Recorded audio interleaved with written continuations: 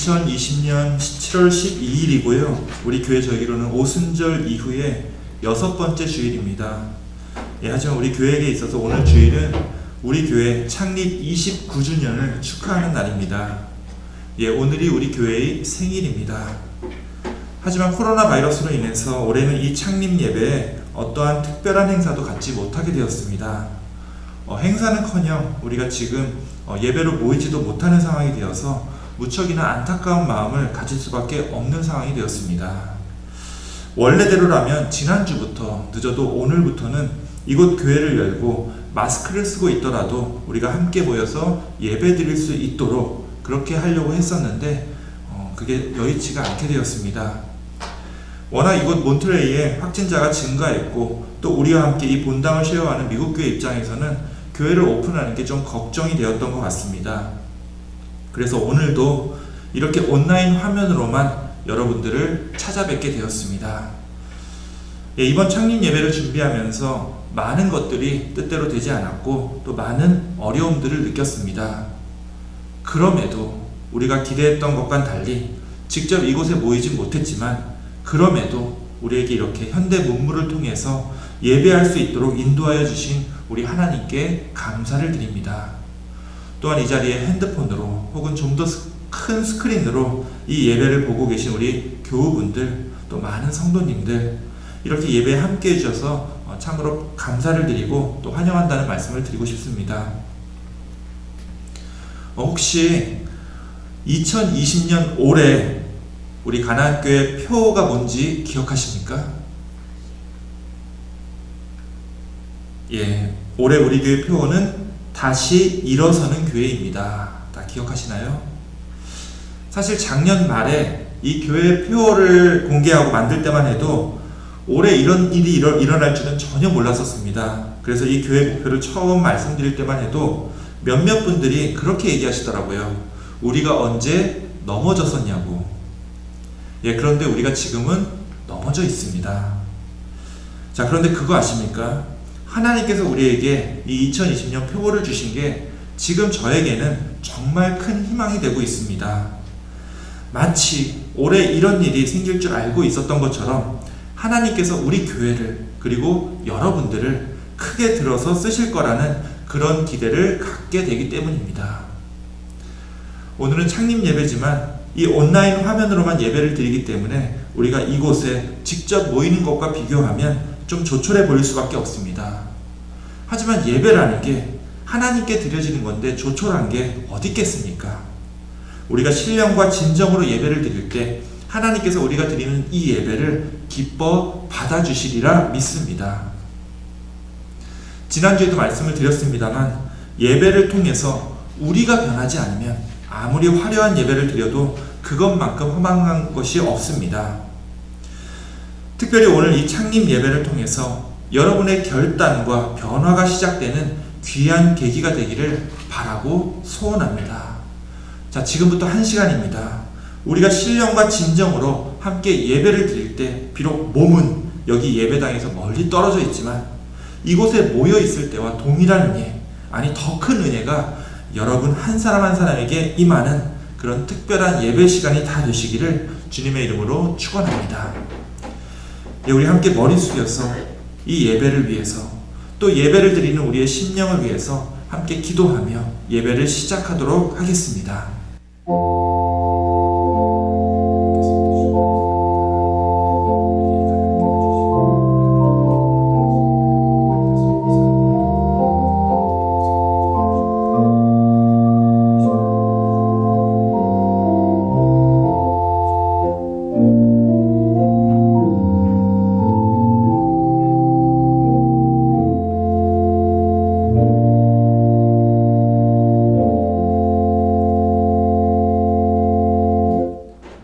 하나님 감사합니다. 우리에게 이 가나안 교회를 주시고 우리가 비록 코로나 바이러스로 인해서 만날 수 없는 상황임에도 이렇게 온라인을 통해서 이 예배에 참여하게 하여 주시는 예에 감사를 드립니다. 비록 화면으로 드리는 예배이지만 우리가 온 마음을 다하여 주님의 말씀에 집중하고 또한 주님의 은혜를 찬양하며 무릎 꿇고 함께 기도할 때 주님, 이 예배로 인한 모든 영광을 홀로 받아 주옵시고 우리가 더욱 하나님을 위하여 주님의 나라를 위하여 살아갈 수 있도록 우리에게 결단과 변화 또한 허락하여 주시옵소서. 예배의 시종을 주님께 맡기오며 우리 구주 예수 그리스도의 이름으로 기도하옵나이다. 아멘. 우리 함께 결단하며 주님께 모든 걸 드리는 마음으로 찬송가 213장 나의 생명 드리니 찬양하겠습니다.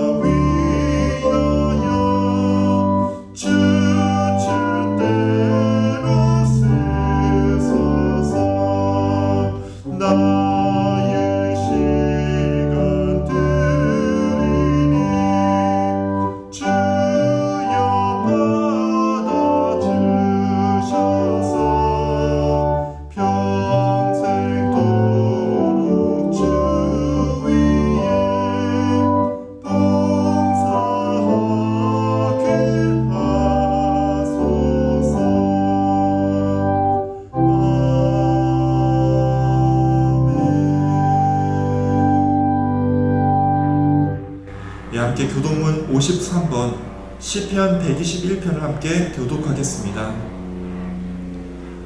내가 산을 향하여 눈을 들리라. 나의 도움이 어디서 올까? 나의 도움은 천지를 지으신 여호와에게서로다. 여호와께서 너를 실족하지 아니하게 하시며 너를 지키시는 이가 졸지 아니하시리로다. 이스라엘을 지키시는 이는 졸지도 아니하시고 주무시지도 아니하시리로다. 여호와는 너를 지키시는 이시라. 여호와께서 내 오른쪽에서 내 그늘이 되시나니 낮의 해가 너를 상하게 하지 아니하며 밤의 달도 너를 해치지 아니하리로다. 여호와께서 너를 지켜 모든 환난을 면하게 하시며 또 내 영혼을 지키시리로다. 여호와께서 너의 출입을 지금부터 영원까지 지키시리로다. 아멘. 우리 함께 사도신경으로 신앙 고백 드리겠습니다. 전능하사 천지를 만드신 하나님 아버지를 내가 믿사오며 그 외아들 우리 주 예수 그리스도를 믿사오니 이는 성령으로 잉태하사 동정녀 마리아에게 나시고 본디오 빌라도에게 고난을 받으사 십자가에 못 박혀 죽으시고 장사한 지 사흘 만에 죽은 자 가운데서 다시 살아나시며 하늘에 오르사 전능하신 하나님 우편에 앉아 계시다가 저리로서 산자와 죽은 자를 심판하러 오시리라. 성령을 믿사오며 거룩한 공예와 성도가 서로 교통하는 것과 죄를 사하여 주시는 것과 몸이 다시 사는 것과 영원히 사는 것을 믿사옵나이다. 아멘. 이 시간은 우리 함께 기도하는 시간입니다. 이 시간 우리 함께 머리 숙여 기도할 때 우리 유영숙 집사님께서 기도 인도해 주시겠습니다. 안녕하세요. 오늘 기도를 맡은 유영숙입니다. 못 뵌 지 꽤 오래되었죠? 다시 뵙는 그날까지 항상 건강 챙기시기 바랍니다. 다 함께 기도드리겠습니다. 하나님 감사합니다. 코로나 바이러스로 인해 모든 것이 힘든 이런 상황에서도 오늘 창립 예배를 허락하여 주심을 감사드립니다. 이 마리나 지역에 주님의 교회가 세워진 지 벌써 29년의 세월이 흘렀습니다. 고된 이민 생활 중에 주님의 몸된 교회에 와서 영적인 가족들을 만들고 기쁨과 슬픔을 함께 나누면서 그 힘으로 하루하루 살아왔구나 고백합니다. 그런데 이제는 이 모든 것이 코로나 바이러스로 인해 무너졌습니다. 이 교회당에서 자유롭게 예배를 볼 수도 반갑게 영적인 가족들을 만날 수도 없게 되었습니다. 이제는 이 지구상의 인간들이 서로에게 두려움의 존재가 되어가고 있습니다. 주여, 주님이 저에게 허락해 주셨던 평범한 일상이 얼마나 큰 축복이었나를 깨닫지 못했던 어리석은 저희들을 용서하여 주시옵소서.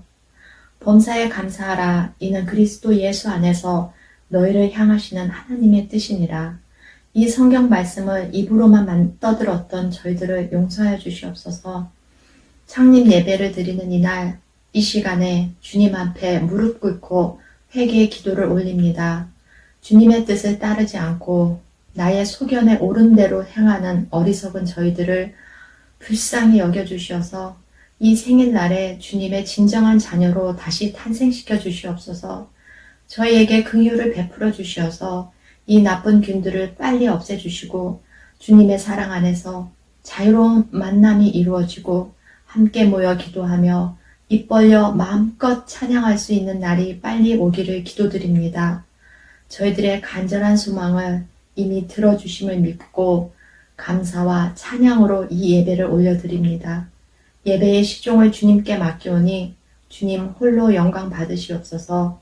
이 모든 말씀 예수 그리스도의 이름으로 기도드렸습니다. 아멘.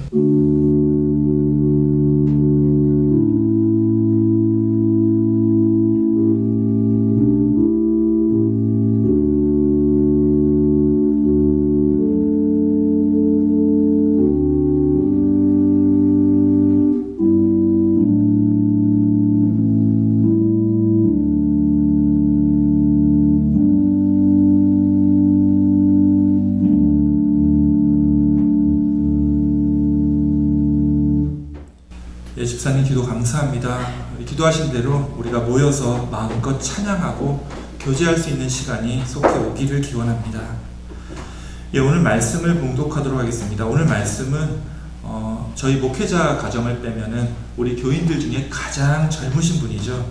우리 임충은 성도님께서 말씀 봉독해 주시겠습니다. 잘 듣고 이 말씀을 통해서 은혜 받으시기 원합니다. 오늘 우리에게 주시는 하나님의 말씀은 느헤미야 1장 1절에서 11절 말씀입니다.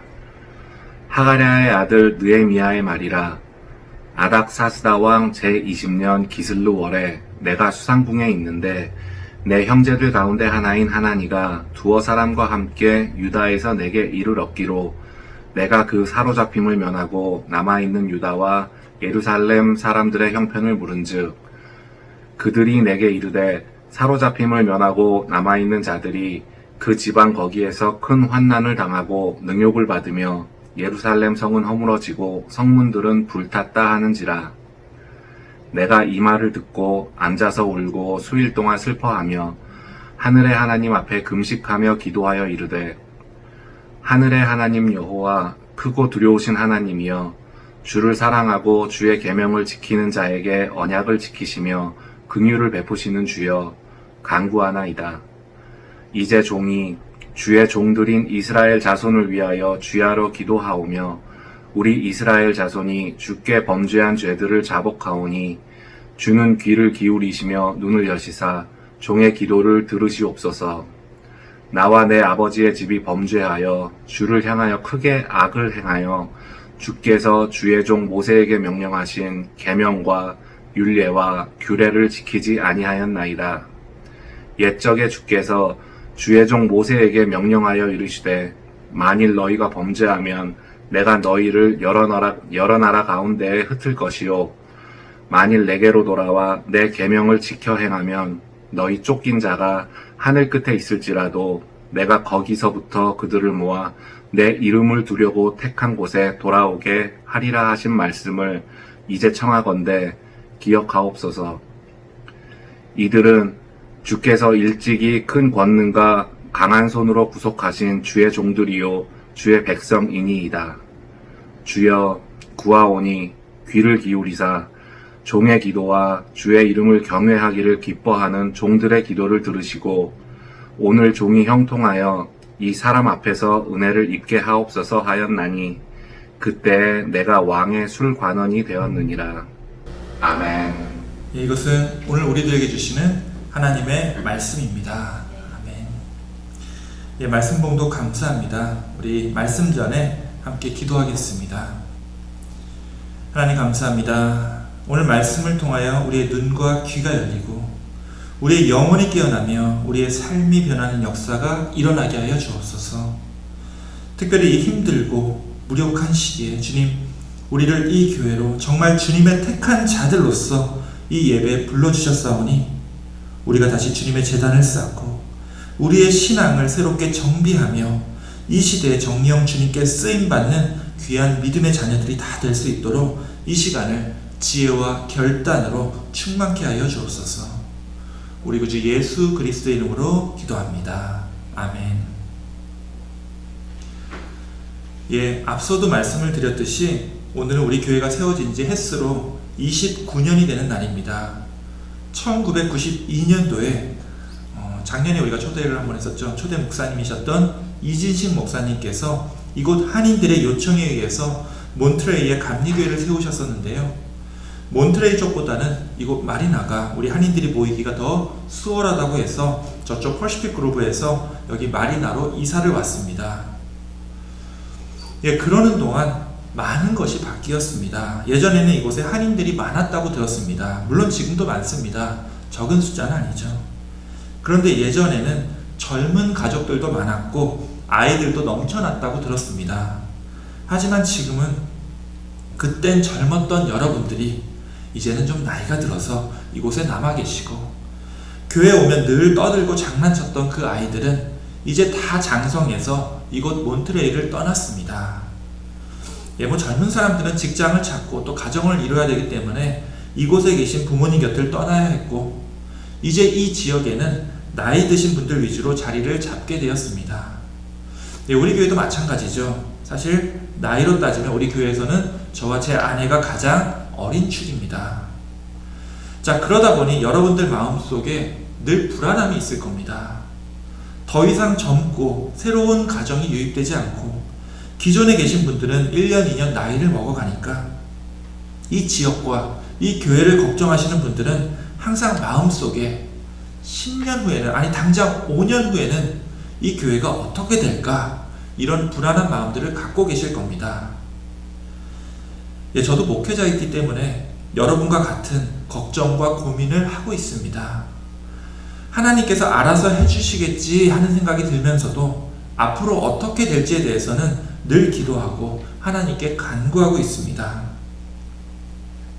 그러다가 이번에 코로나 바이러스로 모든 교회의 예배가 멈춰버리자 마치 망치로 머리를 두들겨 맞은 것처럼 정신이 번쩍 들었습니다. 물론 망치로 머리를 맞으면 정신이 드는 게 아니라 오히려 정신을 잃게 되죠. 제가 그랬습니다. 정신이 번쩍 들면서도 정신이 혼미해졌습니다. 앞으로 교회가 어떻게 될지, 예배가 어떻게 될지 가늠하기 어려웠기 때문입니다. 물론 이제 다른 교회에 비해서는 우리가 발빠르게 움직였다라고 생각합니다. 바로 이 온라인 예배 시스템을 구축했고요. 거기에 매일 아침 여러분들이 하나님을 생각하며 하루를 시작할 수 있도록 묵상 자료를 나누고 있습니다. 다행히 또 우리 교우분들은 다들 너그러우셔서 저에게 격려도 많이 해주시고 또 잘한다 말씀도 해주고 계십니다. 그런데 솔직히요, 뭔가가 부족했습니다. 분명히 이 주어진 상황에서 전염병으로 인해서 한 군데 모여서 예배 드릴 수 없는 지금 이 상황에서 나름 우리가 최선의 방식으로 대응을 하고 있습니다. 그런데도 뭔가 부족하다는 느낌을 지울 수가 없다는 겁니다. 만약에 이렇게 있다가 몇 달 만에 예전처럼 예전의 모습으로 회복될 수만 있다면 사실 그렇게까지 불안해하진 않을 겁니다.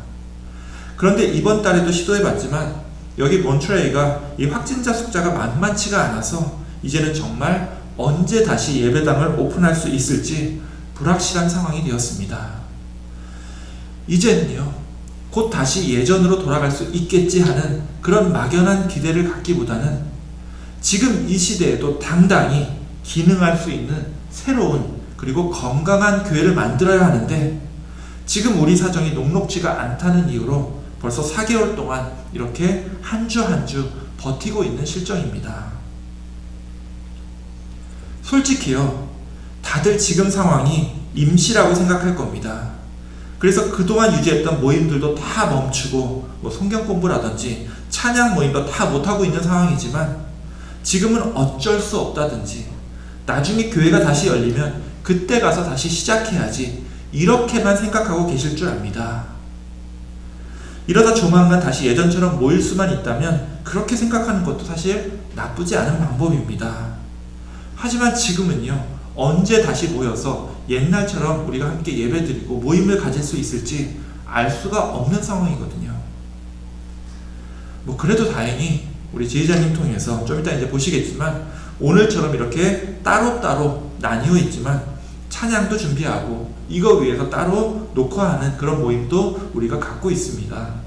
또 매일 묵상 자료를 통해서 예전보다 더 말씀도 많이 읽고 더 기도하신다고 그렇게 고백하시는 분들도 계십니다. 참 다행스럽고 좋은 일입니다. 그런데 이건 아직 4달밖에 안 됐으니까 그렇게 버텨온 거였고 앞으로 몇 개월 혹은 1년, 2년이 넘어가면요, 이것만으로는 우리 교회가 더 이상 버티질 못할 겁니다. 자, 일례로 지금 우리 교회 상태로는 해결할 수 없는 문제들이 이렇게 있습니다. 지금 전도가 안 되고 있습니다. 물론 이건 우리 교회만의 문제가 아닙니다. 아마 전 세계 교회라는 타이틀을 달고 있는 모든 기독교 공동체가 지금 똑같이 안고 있는 문제일 거예요. 지금 전 세계 교인 증가수가 멈춰 있든지 아니면 계속 떨어지고 있을 겁니다. 물론 여러분들은 계속 이웃에게 복음도 전하고 또 예수 믿는 사람으로서 여러분의 삶을 통해서 누군가에게 하나님의 사랑을 계속 전하고 계시리라 믿습니다. 그런데 문제는요, 자, 이건 우리 교회뿐만 아니라 전 세계 모든 교회의 문제입니다. 예전 같으면 그런 새 가족들을 교회로 또 초대해서 데려오고 또 함께 양육하고 기도하며 돌봄으로써 새롭게 이제 교회 교인으로서 세울 수가 있었는데 지금은 데려올 교회가 이렇게 막혀 있고 예배가 닫혀 있다 보니까 새로운 멤버십이 늘어날 수가 없는 구조가 되었습니다. 지금 모든 교회들이 전도를 못하고 있습니다. 우리 교회도 마찬가지고요.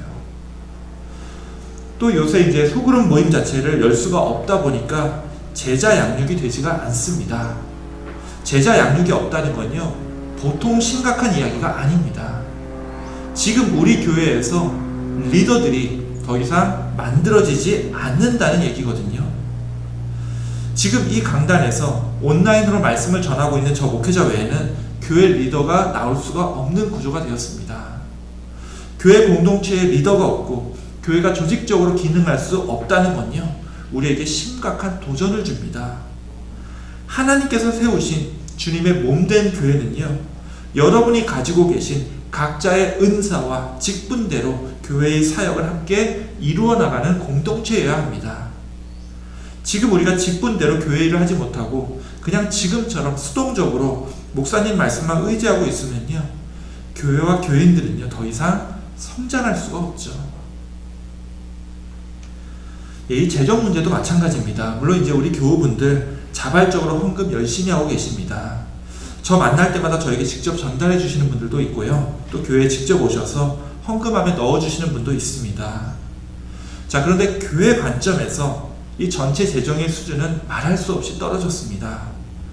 당장 교회가 운영이 안 될 정도의 상황은 아니지만 이게 장기화된다고 했을 때 1년, 2년이 넘어간다고 했을 때 그에 맞는 이 교회 재정을 모으는 새로운 방식이 필요할 때가 아닌가 하는 생각이 듭니다. 자, 계속 말씀을 드리지만 이게 우리 교회만의 문제는 아닙니다. 모든 교회가 지금 동일하게 겪고 있는 문제예요. 자, 그러다 보니까 어떤 교회는 대안을 내놓습니다. 온라인 뱅킹이라든지 핸드폰 앱으로 헌금을 낼 수 있는 시스템을 마련했습니다. 또 어떤 교회는 홈페이지나 유튜브에 아예 데빗이나 크레딧 카드로 이 헌금을 낸다기보다도 헌금을 결제할 수 있는 그런 방법을 구축했습니다. 그런데 우리 교회는요, 두 가지 방법밖에 없죠. 교회 와서 저나 재정 보시는 분들 통해서 헌금을 직접 내시거나 아니면 교회 주소로 체크를 보내는 방법밖에는 없습니다. 지금 교회가 열리지 못하는 이 상황이 장기화되다 보니까 우리 교회도 손 놓고 지금 이 사태가 끝나고 예전처럼 얼른 회복하기를 기다릴 게 아니라 보다 적극적으로 교회가 교회로서 기능할 수 있도록 시스템을 마련해야 하지 않을까 하는 생각이 요새 들고 있습니다. 사실 지금도 고민이 많습니다. 그냥 작게라도 이곳 예배당을 열 수만 있었다면 이 문제들이 조금은 수월해질 테지만 지금은 그럴 수 있는 기미가 보이지 않으니 우리도 뭔가 자구책을 마련해야 되지 않을까 하는 생각이 듭니다. 요새 저는 이런 고민들을 하고 있습니다. 이와 관련해서 이런저런 고민을 하면서 이제 말씀을 묵상하는 중에 오늘 본문인 느헤미야의 말씀을 만났습니다. 그리고 이 느헤미야 말씀을 묵상하는 가운데 이 문제들로 인해서 고민하고 있는 제 자신에게 뭔가 도전과 깨달음을 주고 있는 그런 구절이 있기에 오늘 이 시간 이 말씀을 여러분과도 나누고자 이 자리에 가져왔습니다. 오늘 함께 읽은 본문은요, 느헤미야 1장입니다. 바빌론 시대에 포로로 끌려갔던 유대인들이 바빌론이 무너지고 페르시아가 이 고대 근동의 패권을 장악하면서 고향인 유대 땅으로 돌아갈 수가 있게 되었습니다. 자, 그 중에 페르시아에 살고 있었던 느헤미야라는 유대인이 유대 땅으로 돌아가면서 벌어지는 에피소드가 바로 이 느헤미야서에서 다루는 이야기입니다. 자, 그의 아버지의 이름은 하가랴입니다. 하가랴의 아들 느헤미야가 아닥사스다 왕, 페르시아 왕이 다스린 지 20년이 되는 해 기슬루월에 대략 초겨울쯤입니다. 이때 느헤미야는 페르시아의 수도인 수산궁에서 살고 있었습니다. 자, 느헤미야의 조상들은 바빌론 시대에 끌려왔던 유대인이니까 느헤미야는 페르시아에서 이민 생활을 하는 중이었습니다. 자, 이 느헤미야 때는요, 이 유대인들이 포로가 아니었습니다. 이 페르시아의 이제 초대 왕이었던 고레스 왕이 유대인들의 귀환을 허락한 지 거의 100년 가까이 지나 있었기 때문에 이들은 귀환하지 않은, 즉 돌아가지 않은 이민자들이었지 억지로 잡혀 있었던 포로의 신분이 아니었습니다. 그래서 느헤미야 때는요, 나라를 잃어버리고 예루살렘 성전마저 무너진 게 벌써 150년이나 지났을 때였습니다. 자, 그렇다면 느헤미야는요, 이미 한 몇 대 정도 됐을까요? 한 5, 6대는 넘어간 그런 이민자입니다. 자, 여기 미국의 경우만 해도 이민 2세까지는 1세대 부모님의 영향으로 이전에 살았던 나라의 문화와 정서가 남아있지만 3세쯤 넘어가게 되면요, 다 아실 겁니다. 완전히 미국인이 됩니다. 지금 미국 대통령인 트럼프도 할아버지 때 독일에서 건너온 이민 3세입니다. 이민 3세면요, 그냥 미국 사람이죠. 트럼프 할아버지가 독일에서 왔다고 독일에게 유리한 정책을 해주고 그런 거 없습니다. 어느 나라든 이민 3세쯤 되면 그냥 그 나라 사람이 되기 때문입니다. 자, 이 느헤미야도 마찬가지였습니다. 그는 조상이 유대인이었지만 태어날 때부터 페르시아에서 자란 페르시아 사람입니다. 누가 봐도 당연히 느헤미야는 페르시아 쪽 사람이라고 생각했을 겁니다. 이미 5, 6대가 지났기 때문에 그렇게 생각할 수밖에 없었을 거예요. 자, 그런데 느헤미야는 그렇지 않았습니다. 여기 2절을 보면요, 느헤미야는 자기 형제들이 조상의 고향 땅이었던 유다와 예루살렘을 방문했다는 말을 듣고서 그들에게 거기 고향 땅이 지금 어떤 상황이 되었는지 물어보고 있습니다. 자기 자신은 페르시아에서 태어나서 페르시아에서 자랐지만 그는 항상 조상이 잃어버렸던 유대 땅과 예루살렘을 그리워하고 있었던 겁니다. 이거 우리 한인들이 이 마음 잘 알고 있죠. 자, 그런데 예루살렘에서 다녀온 이 형제들이 전해준 소식이 썩 좋지가 않았습니다. 거기 유다와 예루살렘에서 바벨론 포로 생활을 마치고 돌아갔던 자신의 동포들이 큰 환난을 당하고 능욕을 받고 있다는 소식이 들려왔습니다. 거기에 더해서 예루살렘 성문과 성벽은 불타서 허물어지고 무너져 있었다는 말을 듣게 됩니다. 자, 여기서 느헤미야의 반응을 잘 보시기 원합니다. 그가 예루살렘 성벽이 무너지고 귀환했던 유대인들이 능욕을 당한다는 말을 듣고 어떻게 했을까요? 이 말을 듣고 앉아서 울고 며칠 동안 슬퍼하며 하나님께 금식하고 기도했다고 성경은 말하고 있습니다. 자, 느헤미야의 이 심정을 여러분들도 공감하시기 원합니다. 엄밀히 따지면요, 지금 유대 땅에서 벌어진 이 모든 환란들은 페르시아에서 잘 살고 있었던 이 느헤미야가 어떤 책임을 느껴야 할 일이 아니죠. 다른 사람이 봤을 때 그는 이 유대에서 벌어진 일과 무관한 페르시아 사람입니다. 150년 전에 예루살렘이 무너진 것도 느헤미야의 잘못이 아니었고요. 지금 들려오는 이 예루살렘에서의 환란도 그가 관여할 필요가 전혀 없는 일이었습니다.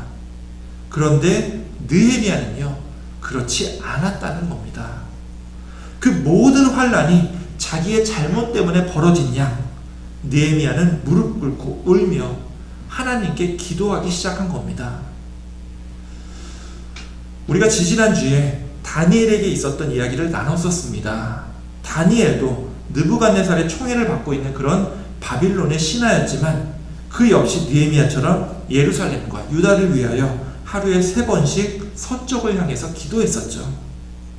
자, 여기서도 보면요, 예루살렘 성전이 무너지고 유다가 망했던 게 사실 다니엘 탓이 아니죠.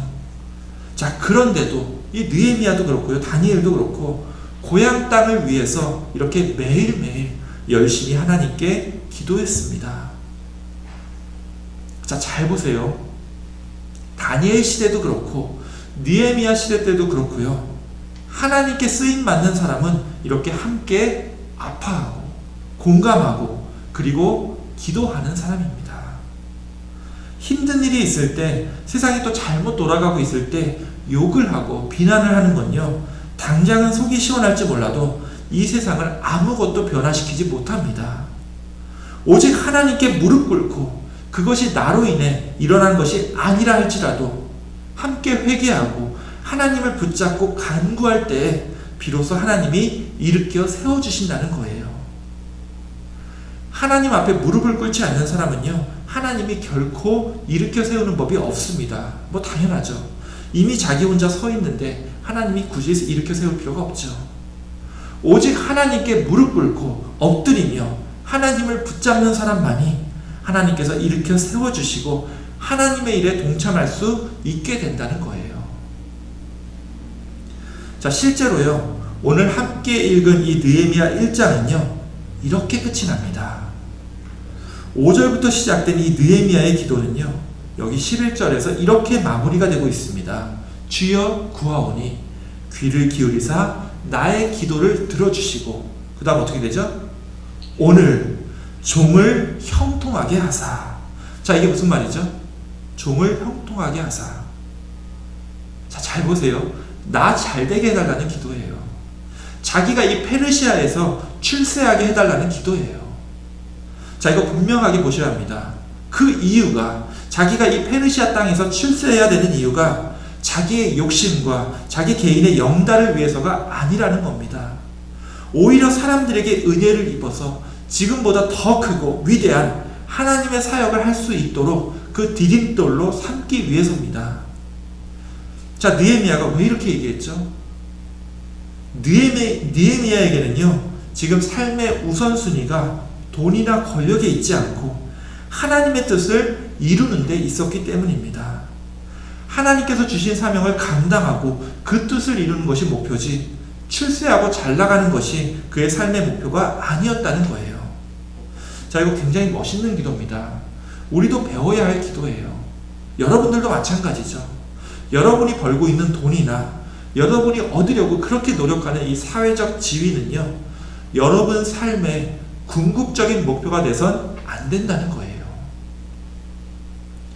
우리 믿는 자들에게는 그보다 더 중요한 삶의 우선순위가 있기 때문에 그렇습니다. 돈이나 좋은 평판은요, 결국 하나님 나라를 위해서 쓰여야지 여러분 자신의 만족을 위해서 사용되어서는 안 된다는 거예요. 자, 돈이나 권력이나 사회적 지위보다 하나님 나라가 우선이라는 말을요, 여러분이 지금보다 조금 더 젊었을 때, 한 10년 전쯤에 들으셨다면 아마 이건 그냥 귓등으로 듣고 넘어갈 그런 이야기였을 겁니다. 그런데 나이를 좀 더 먹어보니까 어떻습니까? 정말로 돈이나 사회적 지위가 그렇게까지 중요하던가요? 그렇지 않죠. 주위에 내 또래였던 사람들이 한두 명씩 사라지는 것을 볼 때마다 말할 수 없는 허무함에 사로잡히게 됩니다. 정말 죽음이 점점 우리에게 가까워오는데 내가 무엇 때문에 그렇게 열심히 돈 벌고 명예와 권력을 얻으려고 노력했었나 싶은 그런 허망한 마음이 듭니다. 예, 사랑하는 우리 가나안교회 교우 여러분, 우리 조금만 더 우리 삶의 우선순위를 내 욕심이나 내 개인적인 영달보다는 우리 하나님께 맞추길 원합니다. 우리가 이 세상에서 살고 있는 것은 우연이 아니죠. 우리는 이 세상에 아무 의미 없이 버려진 존재가 아닙니다. 우리가 지금 이 세상에 살고 있는 건요, 우리에게 생명을 주시고 또한 사명을 주신 그 주님께 응답하기 위해서입니다. 결국 우리를 만드신 우리 하나님을 위해서 사는 게 우리 삶의 목적이고 또한 의미라는 거예요. 이 사명이 남아있지 않은 사람은요, 하나님께서 그 목숨도 걷어가십니다. 반대로 말하면요, 여러분이 오늘도 호흡하며 살아있는 이유가 아직 주님께서 여러분에게 맡기신 그 사명이 있기 때문이라는 거예요. 느헤미야가 대표적이었죠. 그는 이민자였습니다.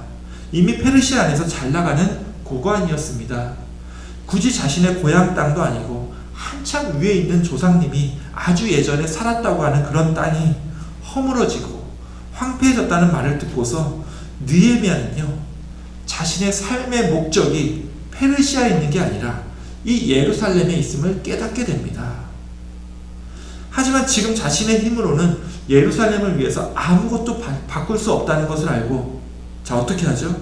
포기했나요? 아니죠.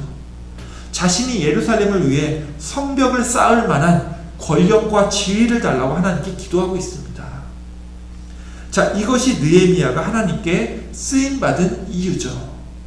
그의 우선순위가 자신의 출세와 영달에 있었던 게 아니라 하나님의 일에 있었기 때문입니다. 자, 잘 보세요. 이렇게 기도하는 사람은요, 하나님은 무조건 세워주십니다. 이 기도가 끝났을 때 그가 결국 어떻게 됐죠? 왕의 술관원이 되었습니다. 왕의 최측근이 된 거예요. 그리고 그 다음 이야기는 다 아실 겁니다. 느헤미야는 결국 이 술관원의 자리를 통해서 예루살렘을 다시 일으켜 세우는 권력과 재정을 갖게 됩니다. 하나님의 일을 하기 위해서 엎드려 기도하는 사람은요, 하나님이 세워서 귀하게 사용해야 하기 때문에 말 그대로 만사가 형통하지 않을 수가 없습니다. 반대로요, 내 일이 잘 풀리지 않고 있다는 것은 지금 내가 붙잡고 있는 것이 하나님을 위한 일이 아니라 내 욕심과 내 이기적인 소욕을 위해서 내 삶을 낭비하고 있기 때문일 수도 있다라는 거예요.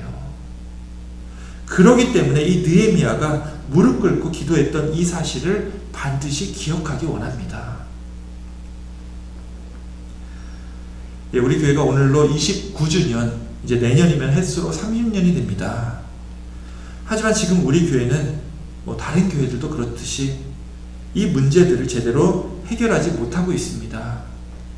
예, 이것은 전체 교회의 위기이자 우리 교회의 위기입니다. 앞으로 우리 교회가 어떻게 될지 정말 알 수 없는 그런 불확실한 상황에 처했다라는 거예요. 자, 그런데 예루살렘 성벽이 허물어지고 거기 있는 사람들이 환난을 당하고 있다는 소식을 듣고 느헤미야는 이 일들을 자기랑 상관없는 일로 치부할 수 있음에도 불구하고 그렇게 하지 않았습니다. 그는 이 환난과 고통을 자기의 고통으로 기꺼이 받아들였고 예루살렘의 성벽을 다시 세우는 것에 자신의 모든 인생을 걸게 됩니다. 자, 제가 지금 우리 교회가 지금 이러이러한 문제들을 해결하지 못하고 있다는 안타까운 소식을 여러분에게 전하고 있습니다. 이제 여러분들은 이 소식을 듣고 어떻게 응답하시겠습니까? 여러분이 지금 우리 교회에 주어진 이 문제들을 그냥 남의 일이라고 외면하신다면요, 지금과 달라지는 것은 아무것도 없을 겁니다. 지금까지 그래왔듯이 적당히 예배드리고 적당히 교회에서 시키는 거 하면서 넘어갈 수도 있을 거예요. 하지만 여러분이 이 문제들을 남의 문제가 아니라 여러분 자신의 문제로, 여러분 삶에서 가장 중요하고 우선해야 될 그런 사명으로 받아들이신다면, 그래서 여러분의 삶 속에서 이것들을 해결하고 다시 우리 교회를 세우는 일이 여러분이 평생에 감당할 하나님의 사명이라고 그렇게 생각하신다면, 이제는 여러분이 하나님 앞에 엎드릴 차례입니다. 느헤미야처럼 하나님께 엎드려 기도하고 이 문제들을 어떻게 해결할지 하나님께 지혜를 구해야 할 차례라는 거예요. 그렇게 엎드려 기도할 때 하나님은 여러분들을 세워주시고 여러분들을 귀하게 사용하시리라 믿습니다. 지금 시대가 바뀌고 있습니다. 가뜩이나 젊은 사람이 없고 나이 들어서 힘든데 이 코로나 바이러스로 인해서 이런 숙제까지 얻게 되었습니다. 자, 그런데 그거 아십니까? 지금 이 새로운 시대는요, 우리 교회에게는 절호의 기회입니다. 우리 김영숙 권사님, 박은숙 사모님 조만간 이제 다른 동네로 이사 가실 텐데요, 제가 확신합니다. 아마 두 분은 어디에 계시든 주일마다 우리 교회 예배와 함께 하실 겁니다. 이제는 예배에 있어서 시간과 공간의 제약이 사라졌습니다. 여러분이 계신 곳이 어디든 우리 교회 예배에 참여할 수 있다는 거예요. 자, 이분들뿐만이 아니죠. 이제는 한국에서 우리 교회와 인연을 맺으셨던 모든 분들, 그리고 그분들 모두 우리 교회 예배와 사역에 참여하실 수가 있게 되었습니다. 더 이상 이 동네에 젊은 사람이 없다는 말로 우리 자신을 위축시킬 필요가 없다는 거예요. 이건요, 하나님이 여러분에게, 우리들에게 주신 정말 천금 같은 기회입니다. 29년 동안 우리 교회 안에서 엎드려 기도하고 피땀 흘려 하나님의 일을 우선시했었던 여러분들에게 하나님께서 다시 한번 기회를 주신 거예요. 그러기에 오늘 이 하나님의 사역에 여러분들을 다시 초대하고자 합니다.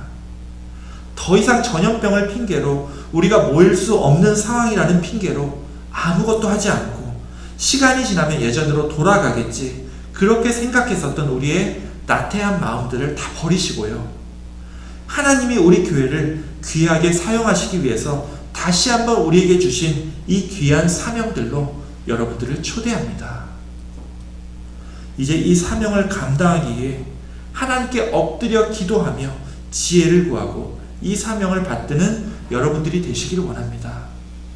그리고 이 사명을 감당할 때 여러분의 삶도 더욱더 강건하여지고 더욱 형통하여 주님께 귀하게 쓰임받는 주님의 자녀로서의 삶을 온전히 살아가시는 여러분 모두가 되시기를 주님의 이름으로 축원합니다. 아멘. 기도하겠습니다. 하나님 감사합니다. 29년 전에 이 교회를 세우시고 지금 이 예배에 참여하는 수많은 영혼들을 이 교회를 통해서 구원하게 하시는 예에 감사를 드립니다. 점점 줄어들고 있는 이 지역사회의 한인 인구로 인해서 또 하루하루 나이를 먹으며 점점 영육이 노쇠해가는 우리 자신들을 바라보며 우리가 너무 아니라고 나태한 마음으로 신앙생활하고 있었던 건 아닌지 이 시간 함께 부끄러운 마음으로 우리 자신을 돌아봅니다. 주님, 이 코로나 바이러스로 인해서 변화된 우리의 상황 속에서 우리로 더욱 주님 주신 사명을 깨닫게 하여 주옵시고 새롭게 제기된 이 모든 문제들을 해결하기 위해 우리가 주님 앞에 엎드려 회개하며 기도할 때 주님 우리의 마음과 우리의 몸, 우리의 삶을 주님께서 주관하여 주옵시고 우리 교회와 함께 다시 일어서는 우리 모두가 될 수 있도록 늘 함께하여 주시옵소서. 지금까지 지켜주신 주님의 은총과 또 앞으로 지속될 더 큰 은혜에 감사를 드리오며 우리 구주 예수 그리스도의 이름으로 기도하옵나이다. 아멘. 이 시간엔 오늘 창립 예배를 위해서 특별 찬양 시간이 마련되었습니다.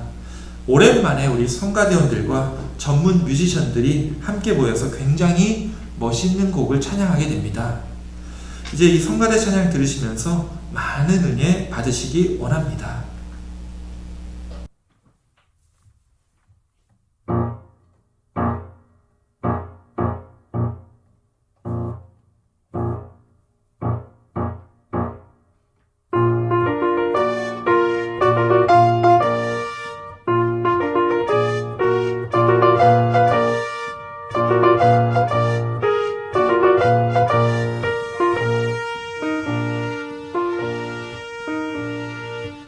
주 예수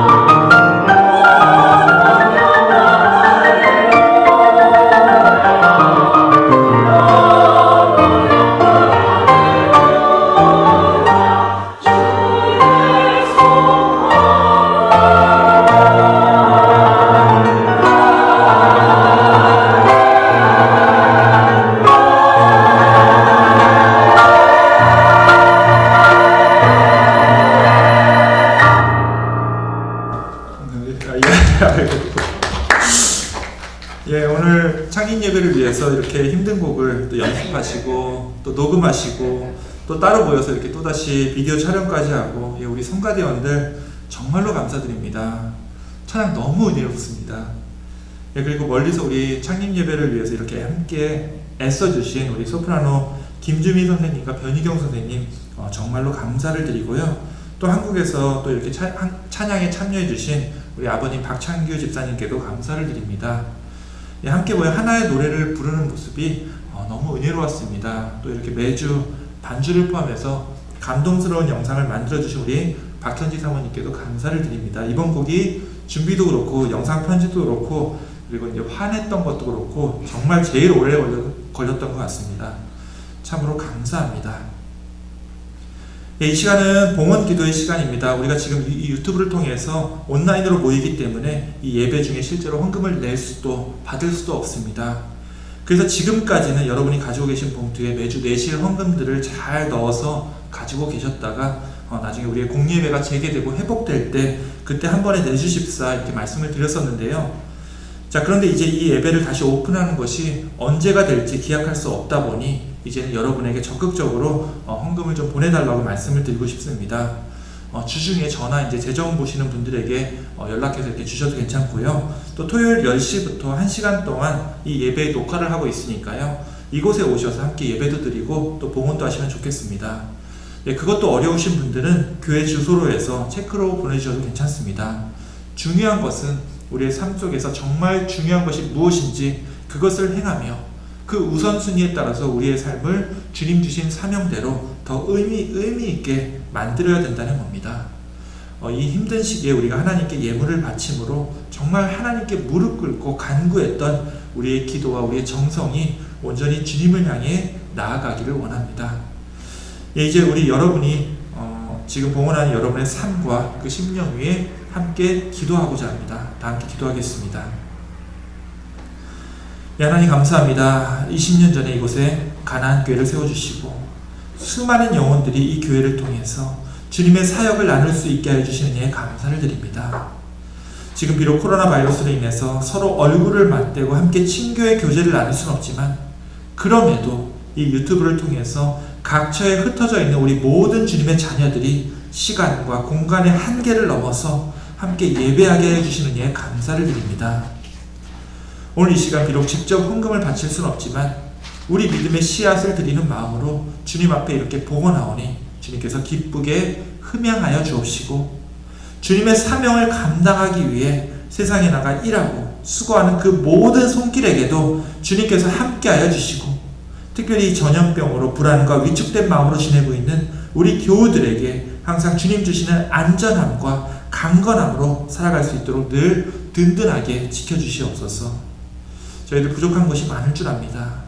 하지만 그 모든 부족한 것들 다 주님의 사랑으로 채워주시옵고 우리가 물질에 많고 적음보다는 온전히 주님의 사명을 붙들고 살아가는 존재임을 더욱더 깊이 깨닫는 귀한 은혜의 시간이 다 되게 하여 주시옵소서. 다시 한번 이 가나안 교회를 세워주시고 축복해 주신 주님의 은혜에 감사를 드리오며 우리 구주 예수 그리스도의 이름으로 기도하옵나이다. 아멘. 이 시간은 교회 소식 시간입니다. 먼저 이렇게 이 유튜브를 통해서 오늘 우리 교회의 29번째 우리 창립 예배에 함께 해주신 모든 교우분들 진심으로 환영하고 또한 감사를 드립니다. 우리의 호흡이 끊어질 때까지 우리는 하나님께서 주신 사명대로 어디에 있든 찬양하고 기도하며 예배드려야 하는 존재죠. 이 교회를 세워주시고 또 이 예배를 허락해 주신 우리 주님께 다시 한번 감사를 드립니다. 제가 매일 카톡을 통해서 우리 몬트레이 지역의 코로나 바이러스 확진자 숫자를 계속 알려드리고 있습니다. 지난 한 주가 제가 여태까지 집계한 일에 가장 많은 사람들이 또다시 확진되었습니다. 한 주 동안 확진이 된 사람들이 제가 세어보니까 600명을 훌쩍 넘었었고요. 사망자도 벌써 합계가 18명이 되었습니다. 정말 위험한 건 이제 확진자 숫자가 아니라 증상이 심해져서 병원 치료를 받아야 되는 사람들의 이 숫자인데요. 이제 슬슬 병원에 환자들이 차고 있다는 뉴스가 들려옵니다. 이게 진짜 위험한 게 이 환자들 때문에 병원에 손이 모자라서 다른 이유로 이 병원 치료를 받아야 되는 분들이 병원에 못 가게 돼서 이 병을 더 키우게 되거나 죽는 일이 벌어집니다. 네, 그리고 여기 몬트레이 쪽에 교도소가 있는데 거기도 확진자가 발생해서 지금 굉장히 위급한 상황이라고 합니다. 네, 제가 늘 이 얘기를 하면서 여러분들의 안전과 건강을 위해서 꼭 주의해 주시고 조심해 달라고 말씀을 드렸는데, 오늘은 이 병에 걸린 분들과 가족들, 그리고 이 병으로 고통받는 분들 위해서 꼭 기도 좀 함께 해달라고 부탁을 드리고 싶습니다. 예, 우리가 다른 사람들의 아픔에 우리가 함께 무릎 꿇고 기도하지 못한다면 우리가 믿는 자로서 하나님 볼 면목이 서지 않을 겁니다. 우리가 함께 기도하며 그리스도인으로서 기도에 연대를 하는 우리 교우분들이 다 되시기를 원합니다. 제가 약속드린 대로 매일 자정마다 카톡을 통해서 여러분께 보내는 이 묵상자료는 당분간 계속 보내드리도록 하겠습니다. 꼭 함께 읽어주시고요. 하나님의 말씀을 읽고 묵상하며 하루를 시작하는 것이 얼마나 그 하루를 의미 있고 거룩한 시간으로 만드는지 직접 경험해 보시기 원합니다. 예, 그리고 오늘은 창립 예배로 드리는 날입니다. 그런데 우리가 실제로 모이지 못하고 있다 보니까 좀 서운하게 오늘 하루가 넘어갈 수도 있는데요. 그래서 우리 예배위원장이신 우리 평기순 집사님께서 음식과 떡을 좀 만드셔서 여러분들에게 전달을 해 드렸을 겁니다. 벌써 받으셔서 맛보시고 계시겠죠? 예, 여러분들이 맛보는 이 음식을 통해서만 우리가 맞이하는 오늘 창립 예배의 기쁨을 표현할 수밖에 없음을 양해해 주시기 바랍니다. 언젠가는 우리가 다시 모여서 바로는 어려워도 또다시 함께 음식을 나누고 또 사랑과 은혜의 교제를 나누는 그런 날이 오기를 기원합니다. 예, 오늘은 이렇게만 음식을 배달하고 넘어갈 수밖에 없지만 우리가 내년에는 정말 기쁘고 성대하게 창립 예배를 드리기 소망합니다. 우리 평기순 집사님과 또 배달로 수고해 주신 모든 분들께 감사를 드립니다. 예, 또 한 주가 시작됩니다. 여러분의 생업을 통해서 영광을 받으시는 분은 오직 하나님이심을 믿고 의지하며 이번 한 주 건강하고 안전하며 또한 기쁨과 행복이 넘치는 참 그리스도인의 삶을 살아가시기를 주님의 이름으로 축원합니다.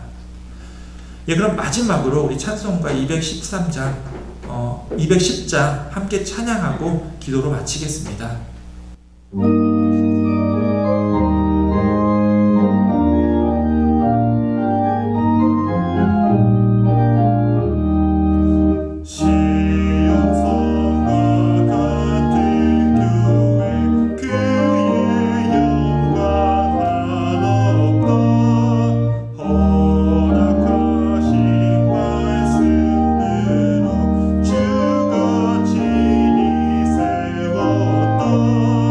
한